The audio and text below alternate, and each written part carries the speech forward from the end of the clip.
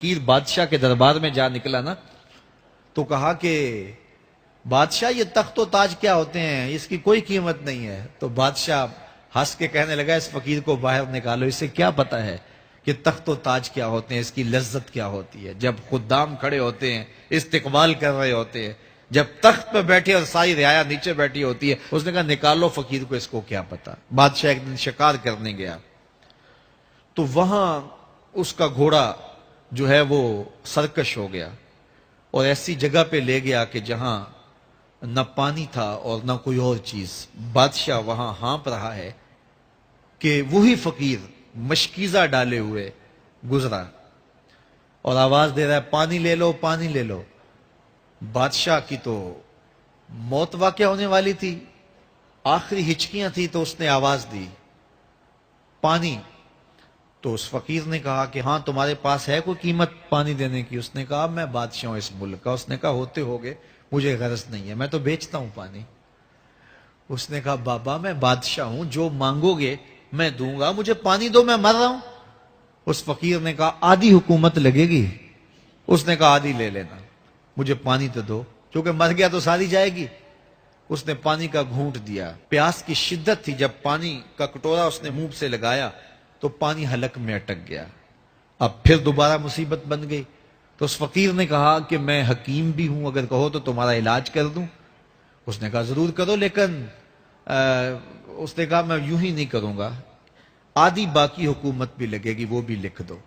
اس نے چمڑے کے اوپر لکھوا لیا، ساری حکومت لکھوا لی اور اس نے اس کا علاج کیا فوری۔ جو اس کے پاس ٹوٹکا ٹونا تھا تو اس کا پانی حلق سے نیچے اتر گیا۔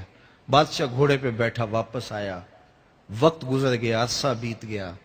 بادشاہ پھر تخت پہ بیٹھا تھا، وہی فقیر بھیس بدل کے دوبارہ آ گیا۔ پھر اس نے نصیحت کی کہ آخرت کو یاد کرو، یہ دنیا کچھ نہیں ہے، 4 دن کی کہانی ہے۔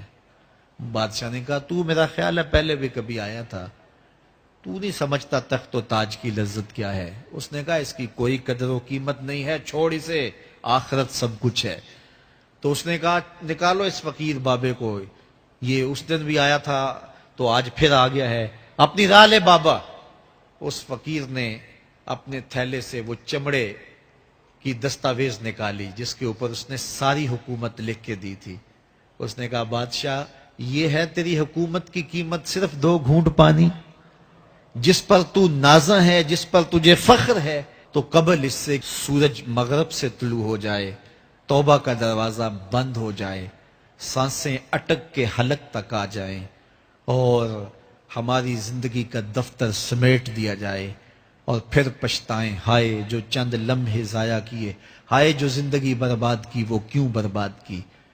کل کے پچھتاوے سے بہتر آج کا پچھتاوا، زندگی پلٹ ہوگا، وقت پر کافی ہے ایک قطرہ بھی آب خوش ہنگام کا، جل گیا جب کھیت برسا می تو پھر کس کام کا۔